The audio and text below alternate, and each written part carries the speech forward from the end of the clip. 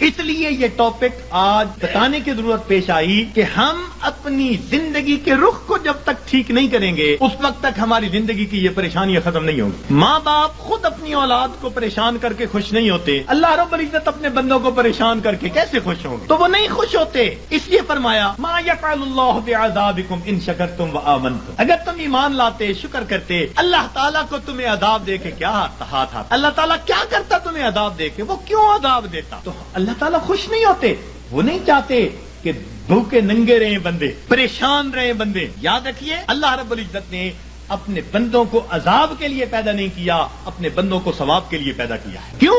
فرمایا ان اللہ بالناس لرؤوف الرحیم، جب رؤوف الرحیم ذات ہے تو وہ کبھی پریشانی میں اپنے بندوں کو نہیں ڈالنا پسند کرتے۔ ہم خود پریشانیوں میں پڑتے ہیں، ہم پریشانیوں کو دعوتیں دیتے ہیں، بھاگتے ہیں پریشانیوں کی طرف۔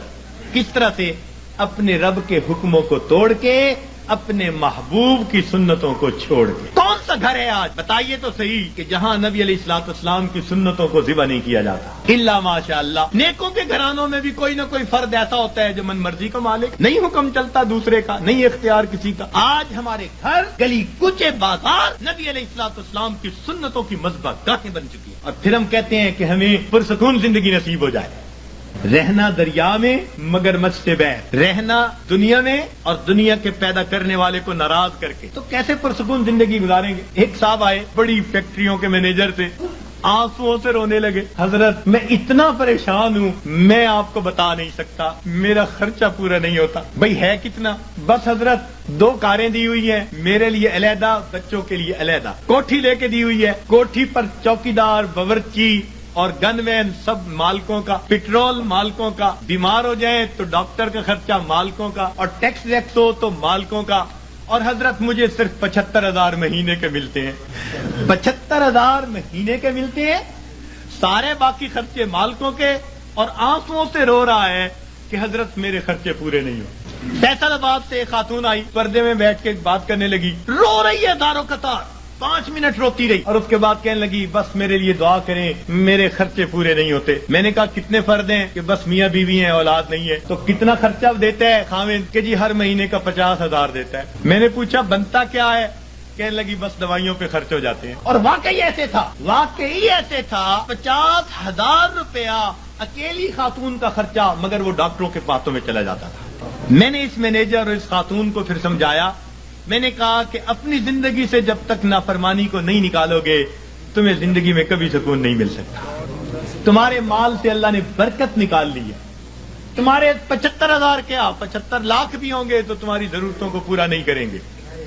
برکت اللہ تعالیٰ نکال لیتے ہیں، اتنا کماتے ہیں ضرورتیں اتنی، پریشان، اتنا کماتے ہیں ضرورتیں اتنی، پھر پریشان، لنگوٹ باندھ باندھ کے میدان میں اترتے ہیں۔ اب اس پریشانی کو تو ختم کر دینا ہے، اگلی پریشانی اوپر سے آ جاتی ہے، پہلی ختم نہیں ہوتی دوسری اوپر سے، پھر پریشان پھرتے ہیں، کہتے ہیں جی بس رول رول کے زندگی گزار رہے ہیں۔ ایک صاحب کہنے لگے کہ جی کسی نے شعر لکھا ہے، ایس دکھی حیاتی دے پینڈیاں وچ، ایس دکھی حیاتی دے پینڈیاں وچ، کدی راہ پہ گئے کدی بھلدے رہ، ایک دیوا امید دا بلدا رہا، لکھ چکھڑ انیریاں دے چلدے رہ، پت جھڑ دے جھڑے ہوئے پتیاں وانگ، اسی تیرے جہان وچ رلدے رہ، پر دامن امید دا چھڈیا نہ، اسی نار تقدیر دے گھلدے رہ۔ میں نے کہا کہ بھئی تمہیں پت جھڑ کے جھڑے پتے کی طرح رلنے کی ضرورت ہی کیا ہے؟ کیوں ضرورت ہے؟ تم اپنے آپ کو پروردگار کے حوالے کرو، وہ تمہیں بے آسرا نہیں فرمائے گا، وہ تمہیں کٹی پتنگ کی طرح نہیں رکھے گا، جھڑے ہوئے پتے کی طرح رلنا نہیں پڑے گا، گھلنا نہیں پڑے گا تقدیر سے۔ وہ تقدیر بنانے والے کے ساتھ اپنے آپ کو نتھی کر لو، پھر دیکھو کہ وہ پروردگار کیسے سکون اور اطمینان کی زندگی عطا فرما دیتا ہے۔ تو ہمیں آج جس سے بھی پوچھیں، کوئی کہے گا بھائی نے پریشان کیا، کوئی کہے گا پڑوسی نے پریشان کیا، بیوی نے پریشان کیا، اولاد نے پریشان کیا۔